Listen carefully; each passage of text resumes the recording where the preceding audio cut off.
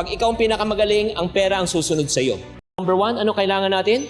Focus on what you are good at. Kung gusto mo talagang kumita, hanapin mo isang bagay na talagang magaling ka at galingan mo. Huwag mong habulin ng pera. Pag ikaw ang pinakamagaling, ang pera ang susunod sa iyo.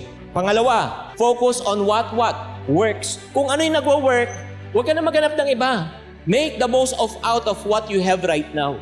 And then after that, what do you need to do? Focus on creating a system.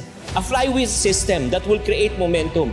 Mag-isip ka na rin ng sistema, kahit ikaw ay natutulog, darating ang panahon na pwede kang kumita. Now, let me ask you this question.